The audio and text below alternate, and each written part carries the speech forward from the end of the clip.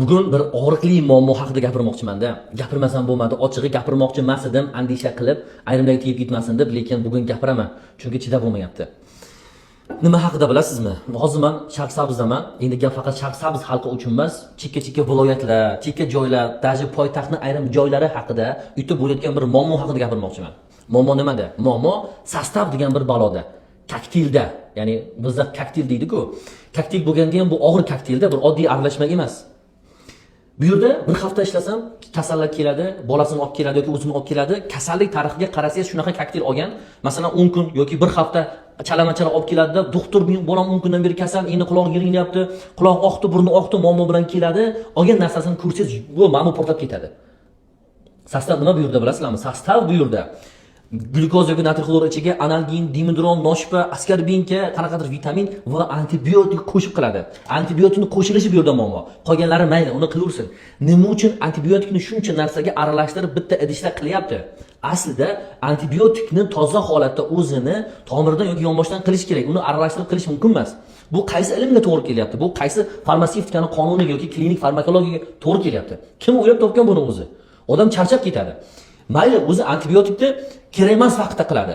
Bola boradi, isitma qilib, birinchi, ikkinchi kuni 39, 38 isitma qilsa, ota-ona olib borsa, shundoq qurib, davay nomini qilishga taqqa yozib beradi. Mana shuncha qog'ozga hammasini bitta qilib qiladi. Bechora ota-ona tushunmaydi-da, endi u xalq bo'lsa qatdan tushunadi. Qilish kerak ekanmi, qilish kerak ekan deydi, olib keladi, paqqalatib qiladi.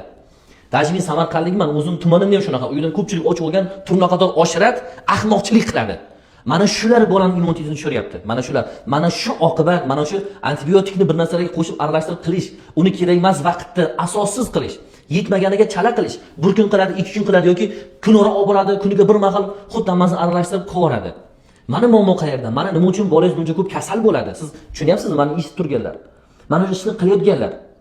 Bu yerda men hammani men yomon demoqchi emasman. Gap ko'pchilik vrachlar haqida-da, zo'r vrachlar ko'p qayta-qayta aytaman. Lekin mana shu ishni ilmsiz, asossiz qilayotgan vrachlar, hamkasblar mendan xafa bo'lmang, lekin noto'g'ri ish qilyapsiz. Siz jabr qilyapsiz. Kimdandir ko'rgan bo'lsangiz, kimdandir eshitgan bo'lsangiz, shu to'g'ri degani emas. Mumkin men shunaqa qilish, umuman mumkin emas. Siz antibiotik qilmoqchimisiz, oldin asoslang va antibiotikni o'zini qiling. Kokteylni ichiga aralashtirib qilish mumkin emas. Odamning yuragi yonib ketadi, rahmingiz kelsin. Tushunmagan xalqni qiynamang. Men eshitib turgan insonlar ham iltimos ozgina tibbiy salohiyatni oshiring. O'zi shunaqa qilish mumkinmi degan savolga javob toping. Mumkin emas. Buni faqat men aytmayapman. Juda ko'pchilik vrachlar aytayapti. Lekin foydasi bo'lmayapti, mana kamaymayapti. To'lib ketgan. Mana shu hafta ham kelib yuragim ezilib ketmasdi ishlab. Salomat bo'ling, ehtiyot bo'ling, kasal bo'lmang. Hozir kasal bo'lish xavfli.